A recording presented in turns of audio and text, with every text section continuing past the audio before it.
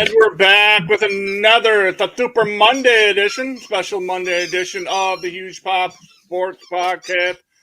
It's it's that MATT, and we're here to talk everything the NFL draft from over the weekend and give our thoughts about the first round and whatever else we saw that we enjoyed, what we didn't like, what we thought was a little weird, and we'll go from there.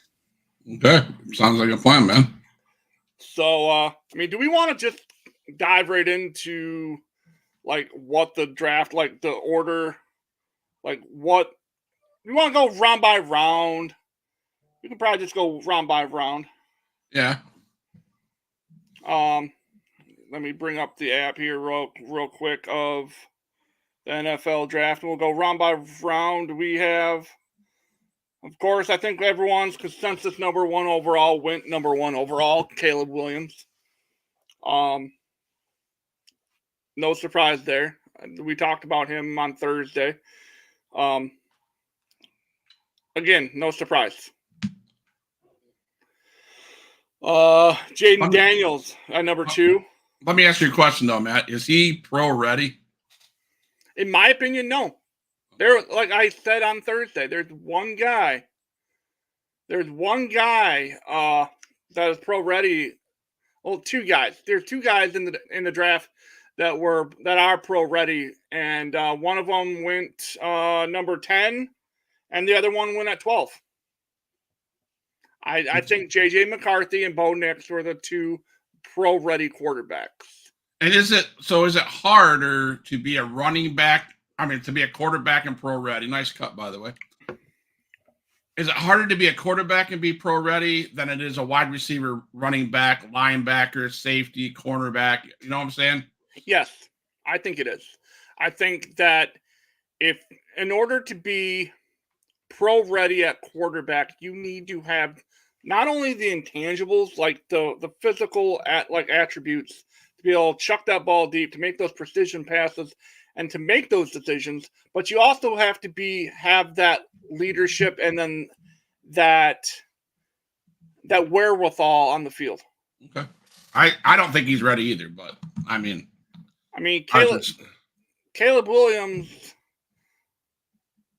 yeah, he won a Heisman. Good for you, but what'd you do the year after you won the Heisman? You didn't really do anything, sir. Right. You didn't win a national championship. Right. And I don't know. I don't know. It's because you see a lot of these guys, the biggest flop, in my opinion, was Manziel. He's Mr. Football. Oh, he was ready, pro ready. And he downright was horrible. He shit the bed. It was horrible, right? And I just see Chicago, they didn't have a bad quarterback in Justin Fields. And he was supposed to be quarterback ready, pro ready.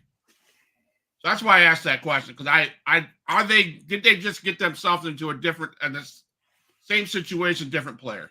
I guess that's my question.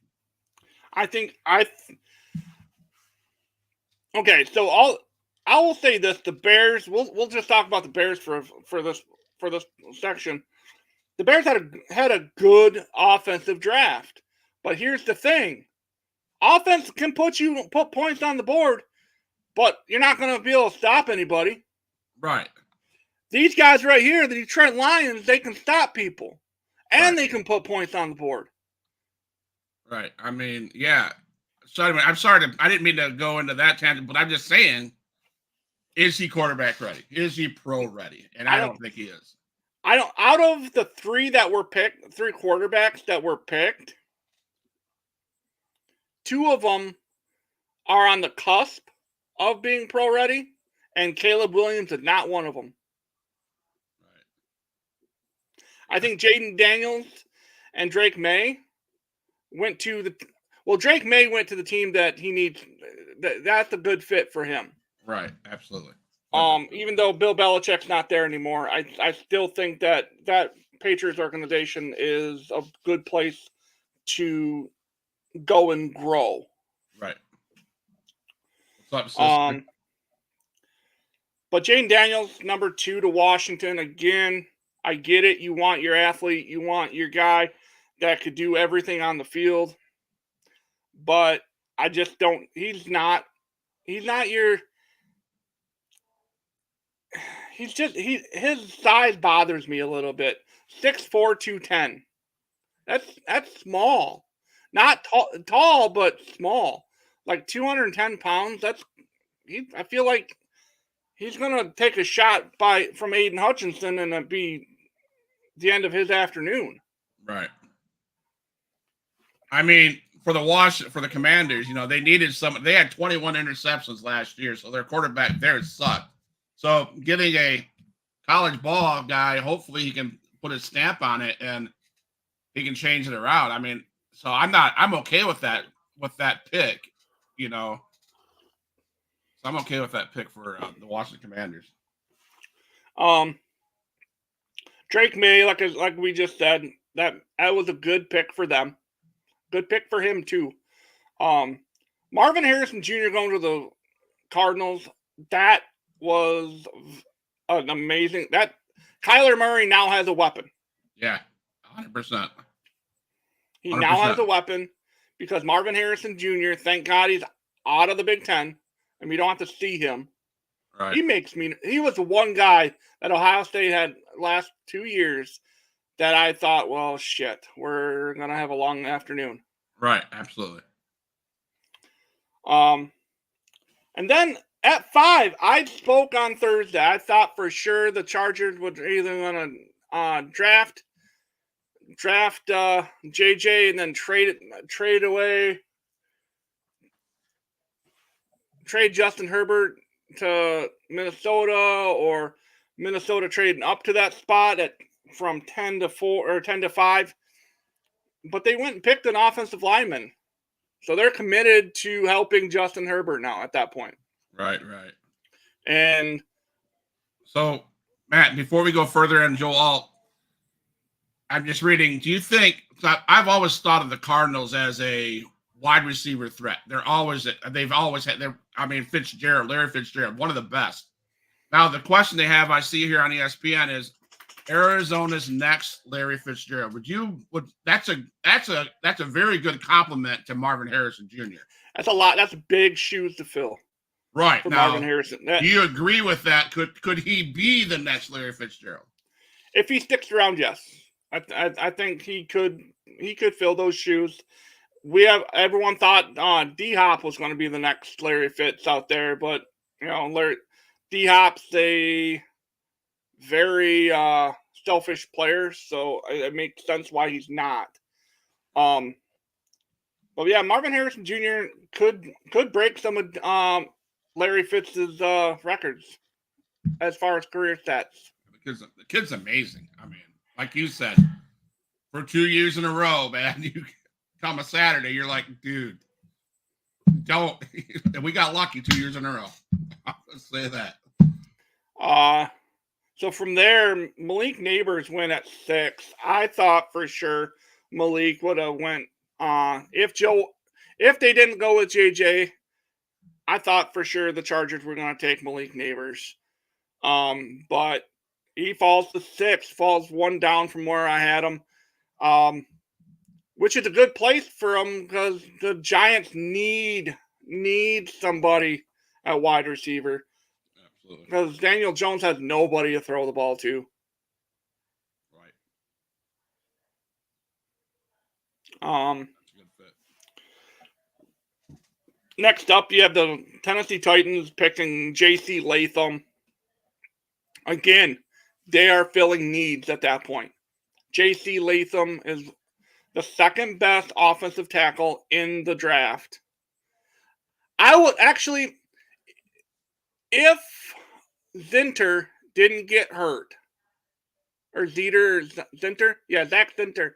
If he didn't get hurt in that Ohio State game, I firmly believe he would have went before Latham. Yeah. I would have picked him before Alt. Right. And dude's coming out of Alabama. He's a Nick Saban guy, so you know that the Tennessee Titans are getting somebody big.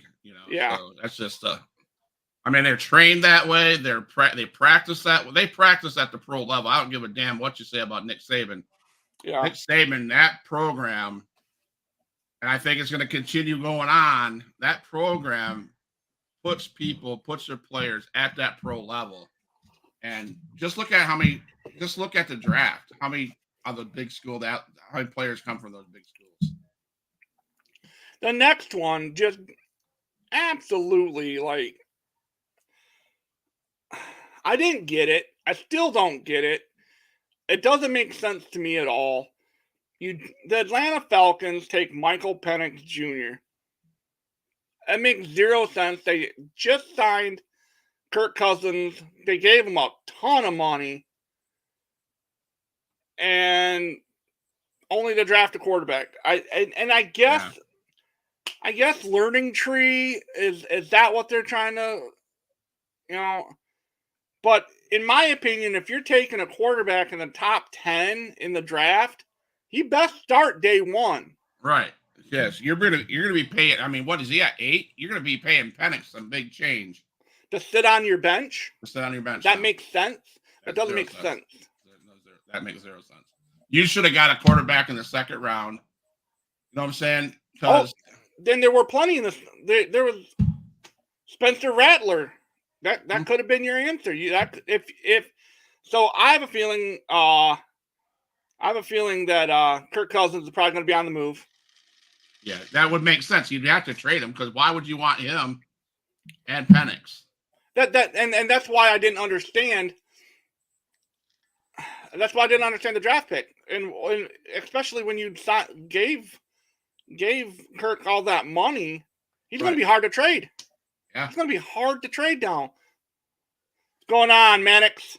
Thanks for joining. Mannix. Thanks for coming on. So yeah, Michael Penix going at 8 was kind of a weird pick to me. Number 9, again, the Bears, they got better on offense with Rome Odunze. But here's the thing. Everyone's like, oh, they got Rome. Woo, got Rome. Quite honestly, if you watch the national championship game against a good defense with Michigan, Rome Odunze was non-existent. Right. So again, we shut Penix and Rome Odunze out. I mean, it was nothing. That's what I didn't like. Everyone's so hyped about Rome going to the Bears, and he's a good player, but again, if you can score 100 points a game, but if your defense gives up 107, you lose. Right. Absolutely. But I mean, not to say take nothing away from the Bears draft picks. They're top tier draft picks. And did they get dangerous for the conference Detroit's playing in? Yeah, it's dangerous for sure. But like you said, they could put up so many points. But can you stop the run? Can you stop the pass? Detroit's got offense and defense. Bears plugged away at their offense. Sure, they got a high-powered offense, but now can they stop? They paid no attention to that. But now again, we saw a quarterback, 2 quarterbacks come to the NFC North that are just dangerous, and one gets picked right now with JJ McCarthy. Yeah. So happy for JJ. He's a good kid. He's a very good quarterback. Again, one of my top 3 quarterbacks in the draft, as far as being pro ready. Bill Belichick on the Pat McAfee show says that he puts JJ McCarthy as the best pro-ready quarterback in the draft. Really? Yes. And that's high praise coming from Bill Belichick. Yeah. But look what he got. I mean, shoot, that Vikings team is going to be sick. Yeah. We're going to have to watch ourselves. I'm sorry. I'm a Lions fan. Do I think they can beat the Vikings? Sure. But it's going to be tough. I mean, he's got a bunch. McCarthy is surrounded by playmakers. Jay Jetta. Yeah. I mean, come on. KJ Osborne. Yes. TJ Hawkinson's a tight end. I don't know who their running back is, but really quick, going back to the Penix thing. Yeah. Stephen A. Smith. I wish I had it clipped. As someone sent it to me on TikTok. And Stephen A. Had found out that Kirk Cousins was complaining about because he wasn't told beforehand that was going on. So here's Kirk Cousins complaining about it, and Stephen A goes, "Listen, man, you got your bag. You got 100 million or something like that. He got a lot of money." And he goes, "Listen, man, just shut the hell up. You got paid. Shut up." And I'm like, wow, like I see what he's saying, but at the same time, I'm like, well, shit. I mean, but that's kind of just the world we live in. All right, I think I got it here, Matt. Want me to get it for us? Yeah. We'll come back to that. But yeah, JJ McCarthy going to Minnesota to take Kirk Cousins' spot in that and on that roster is super good. Next up, with the 11th pick, the Jets, who I thought originally I had slated the Jets to take Brock Bowers from Georgia, the tight end, because they're kind of weak at that position. Took an offensive tackle, Fashinau. I think that's how you say his name, which is an interesting pick in and of itself, because we have he's sitting there. Probably he's one of the first rounders that might not get a chance to play because the Jets O-line isn't horrible. So he might not play every snap or many snaps in his rookie year. But got it if you want me to play it.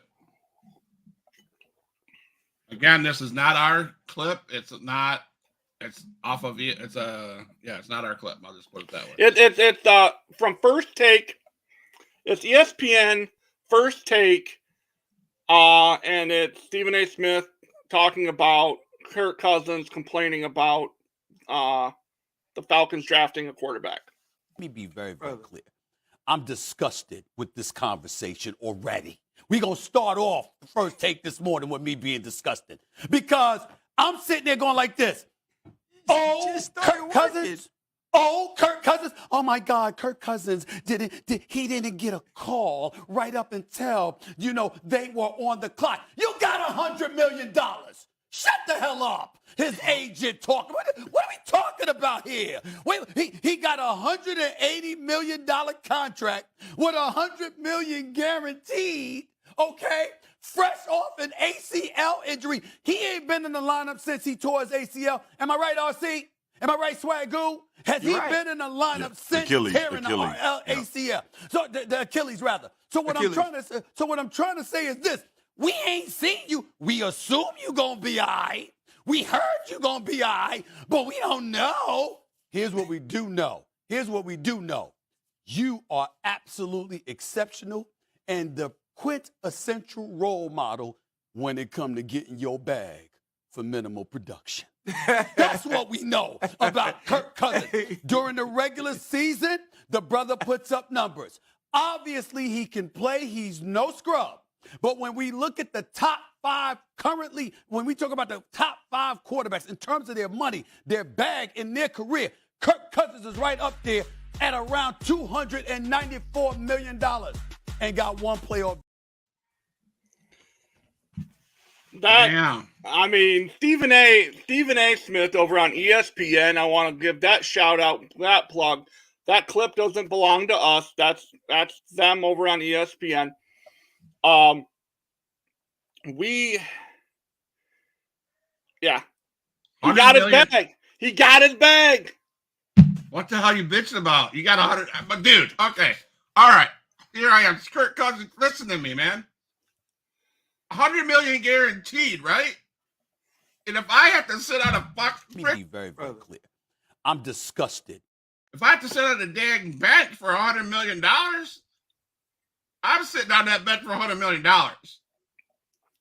Ain't no way I'm gonna go out there and try to get myself hurt. I ain't gonna cry because some kid's coming in and gonna take the starting role. I'll be a mentor for $100 million. Hell yeah! I mean, come on. That's just like, oh, I'll pay you $100 million, Scott, to be a foster parent, but we're going to move somebody else in, and you can sit back and watch. Man, I don't want to. No, okay, bring somebody else in. I'm like, I'll watch. I'm on Stephen A's side, man. What cry ass is going to cry about a? Oh my God, entitlement, Britt.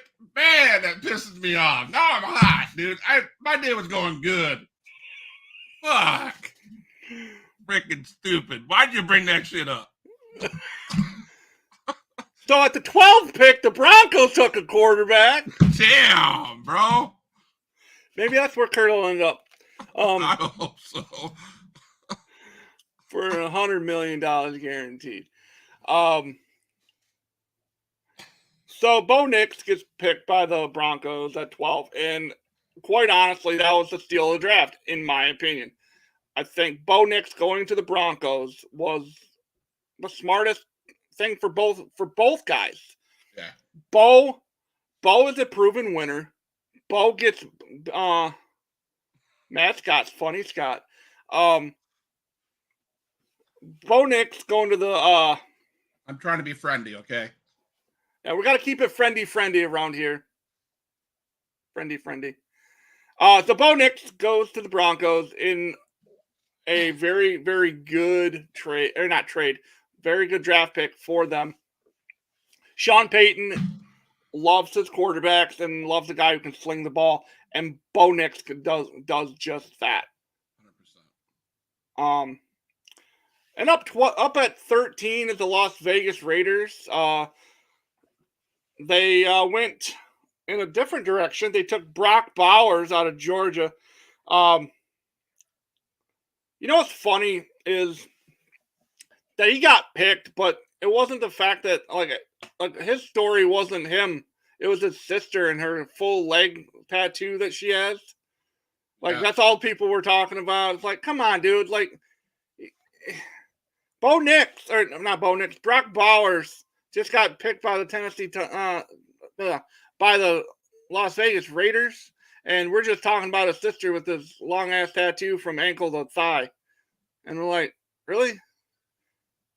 I think or his dad that's over in the over on the other side of the screen, looking like he's going to have an aneurysm. Yeah, I think that's a good pick, though. I mean, we were talking about, can't remember who it was in the chat last week, saying that tight ends don't have any weight and that they should be picked in the first rounds. And this guy, man, he's a good tight end. And he more than likely will end up being like a split end and not playing like in tight, because he has the size to be a blocking end, but he's more of a receiver. Yeah. But it's just the fact that I want to make a statement. The fact that tight ends are very important, very crucial to have a winning team. You have to have a good tight end or a split end to have a good winning team. Next up at 14, the Saints took an offensive tackle, Latu, from UCLA. No, I'm sorry, Fuga. Yeah. From Oregon State. Good, solid player for them. 15 was Latu, an edge rusher from UCLA. And that will help the Colts at 15, because the Colts need that extra guy to help Kwity Paye up front. Because like I said, there are positions on the field you need to have a quality guy at, and edge rusher is one of them. If you don't have a good edge rusher, or at least one good edge rusher, chances are you're not going to make a playoff run. Detroit has one in Aiden Hutchinson. We need another one, and apparently I don't think we drafted one until like the 4th round. But good for the Colts. They got a quality guy in Latu. Up next was the Seattle Seahawks, whom I wanted. This is just me personally. I wanted the Seahawks to take Penix, because Penix, his OC, went to the Seahawks to be their OC. So I was really hoping that I'd be a better fit than Atlanta, but who knows? I'm just kind of like, I don't want to go like pick for pick, but the places that did something, the Rams moving down to the 19th pick, Jared Verse out of Florida State, edge rusher. I consider him the best edge rusher in the draft, and that's a great pick for the Rams to try to replace Aaron Donald. It's just a really good pick. Right. No, he was a stud in Florida State, so fun to watch. One of Cody's teams, the Miami Dolphins took an edge rusher out of Penn State, Chop Robinson. He was another guy that was really high on my list for defensive edge rushers. They got a great player in him. And if you go back, I don't know if you watched. I don't want to say word for word because I don't know it. But Chop Robinson's story, did you hear that? Did you see that biography or that they were doing about how he got the name Chop Robinson? No. Go back and search that out. I don't know. I don't want to state it wrong, but there was a big thing that they talked about on Chop Robinson later on after the draft. So our boys from Detroit, they went and took Terrion Arnold, cornerback at Bama. And that dude is a shutdown defensive back. In Detroit, we needed help in the secondary, and we went and got help in the secondary. I'm super excited for the Lions this year. Yeah. Matter of fact, ESPN says overall value, massive steal. Arnold is the second corner on my board but he has the same grade as CB1 Quinton Mitchell. So we got a good corner. So next up, the next one that I thought was a really noteworthy guy was Xavier Worthy. And this happened because of a trade. The Buffalo Bills, Cody's boys from Buffalo, knows how to run a draft apparently. They were sitting at 28. They needed a wide receiver, and I said this on last Thursday when we had our preview. I said Xavier Worthy at 28 to the Bills would have been the perfect fit for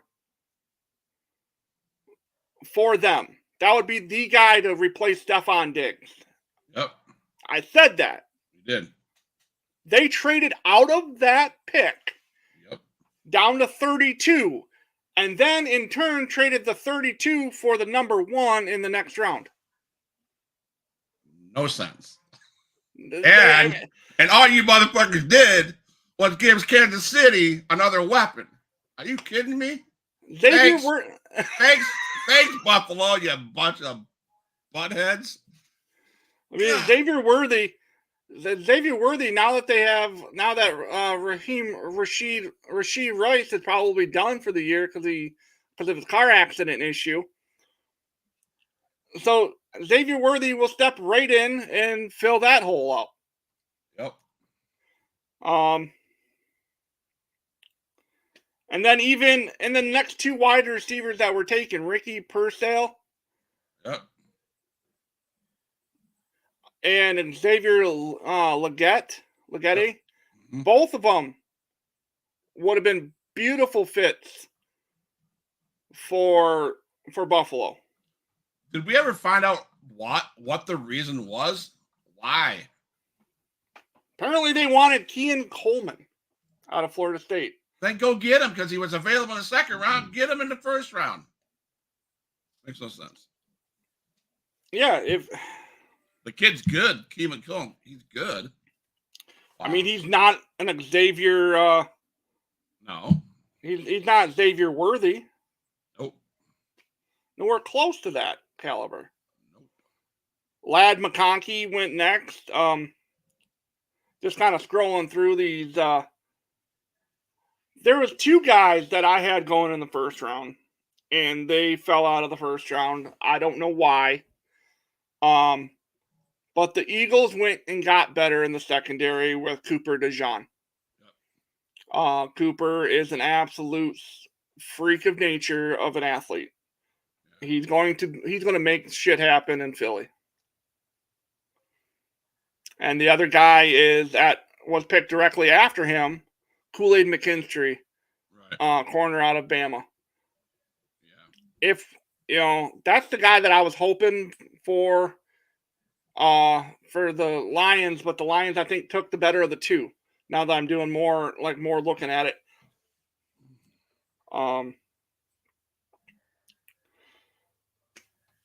The first Michigan player taken off the board was at 49 to the Bengals.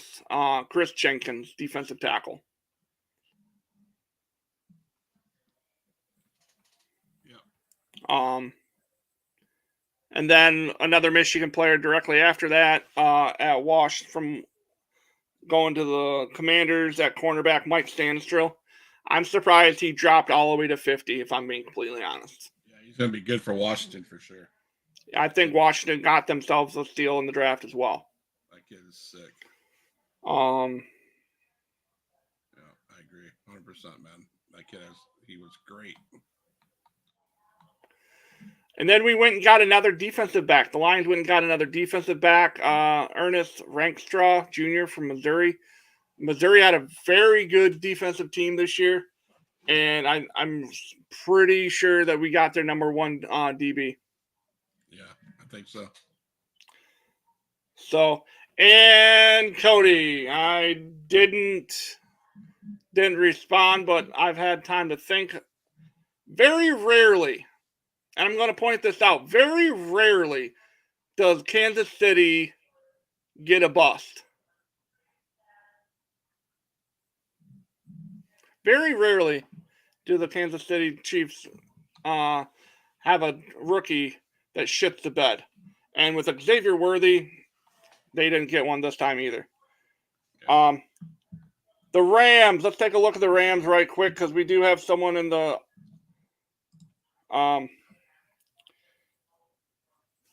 so the Rams, they got Jared Verse, an edge rusher out of Florida State. I consider the best edge rusher in the draft.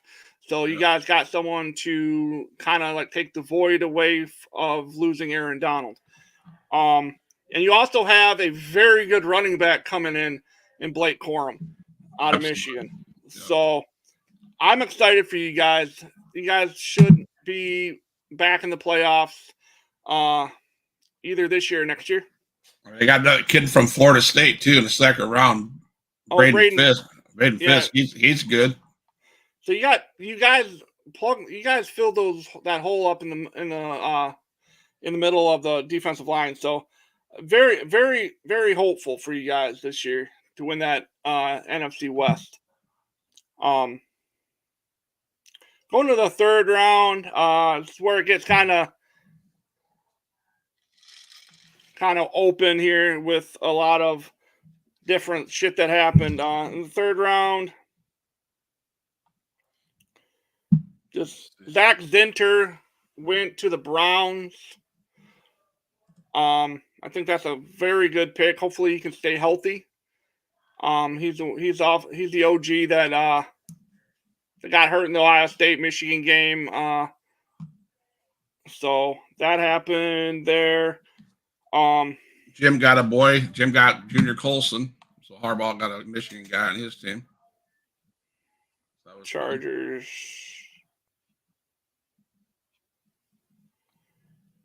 Oh yeah, linebacker. Yeah, so that's a good pick. I mean, that's a good place for Junior to end up. Very good, good place for him to end up. Really, Troy Franklin, wide receiver for Oregon, went 102 to the Denver Broncos. That's a good place for him. Giving Bo Nix a guy he's used to throwing to. That was a good pickup. Now, what do you think about where Roman Wilson went, Matt? What do you think about that? Roman went to where? Where'd he end up? Pittsburgh Steelers. Your boys. I love it. I love that for him. I mean, that kid, throw that ball to him. He's a small ass little wide receiver, but he can go. But he didn't get picked until what? The 5th round, Third round. 3rd round. Yeah. Oh yeah, because Blake went to the Rams, and then right after, well, there are 3 Michigan guys went back to back to back. Yeah. Roman, hopefully he'll get a chance to be. He's not going to be their number 1. He's going to be a slot guy, and that's perfectly fine. See, round 4. There's another one down here that I saw. Eric All, tight end. He was a former Michigan guy, went to Iowa. Now he got picked by the Bengals. That's a great pick for them. Let's see who else here. AJ Barner, another tight end picked by the Seahawks. He's a Michigan guy. He'll do really well. Chade Stover's another one, a tight end. He from Ohio State. He was really good for them.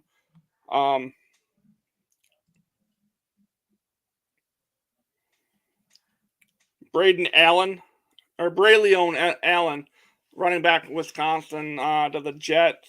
He's not going to get a lot of touches because of Breece Hall, but it'll work for them.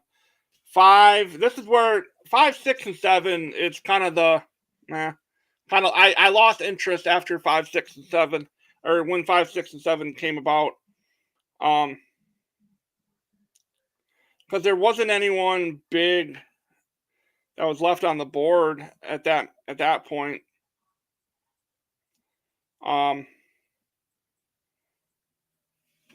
So, I mean, that was really the draft was good until the 3rd round was over. Right. Because after the 3rd round, it really just kind of went to shit. Right. I agree. So this was our kind of a short episode for this one. This is just kind of a last minute put together. It was supposed to air on Friday, but I wasn't feeling the best, and things just weren't pieced together. That's why we did it today. But I'll be back on Friday with a full hour-long episode of the Huge Pop Sports broadcast. We'll be talking about the NBA playoffs, the NHL playoffs, Major League Baseball, and whatever else comes across the desk of the Huge Pop Sports podcast. And we'll be talking about that. So hopefully we can be talking about LeBron James saying goodbye to the playoffs. Hopefully some fucking reason that he doesn't make it. And what about the Pacers? I want to say they might knock out the Bucks, but Bucks are playing shorthanded, so there's that too. We'll see. We'll see what goes on the rest of this week. So everyone, Mannix, Kim, Cody, everyone else who didn't comment on in the thing, thanks for stopping by. Appreciate you all. Love you all. And for me, I got nothing else this week. I'm sure Scott's got everything under the sun lined up for the rest of the week. Probably something every day because he's the Ryan Seacrest of this podcast. Well, tonight we're starting to the last Monday of the month on the Huge Pop Wrestling Podcast night show is CWF Christian Wrestling Federation Roundtable. And tonight, man, we got the Christian Wrestling Federation has a kids program too. So they're training these kids and building these kids up to be wrestlers. And anyways, we got their 2 female tag team wrestlers and their individuals. So they're coming on. They're going to share about the wrestling and the kids level at the CWF. Tomorrow, we have Stormy Lee, who is been in the Indies and stuff like that. And also, she is the wife of the recently deceased Francisco Chiazzo. She's on Tuesday. Charles Ellison from Riot Pro is on Friday, and WSN. No, we already did that. Sorry. No, I'm sorry. So yeah, I'm screwed up. The 30th is Wildcard Chris Mercer, and then we move into May. I don't think I have anything. Yeah, I do. Nico Klein on Friday the 3rd. So not every day of the week, Matt, but close. Not every day, just some days. That ended why. Just some days. I mean, come on. But again, thank you all for being here. Appreciate you all. Love you all. And until next time, which for me will be Friday in about 4 days. Oh, one last cheap little thing for you. The son of my son had opening day on Saturday. He went 2 for 3. All right. And we won 8-4. No, I'm sorry, 8-7. We were up 8-4 in the last inning, gave up 3 runs, squeaked the win out. So it was a lot of fun. We're supposed to play tonight. God willing, and like weather permitting, we'll play. But again, thank you all, and we'll see you next time.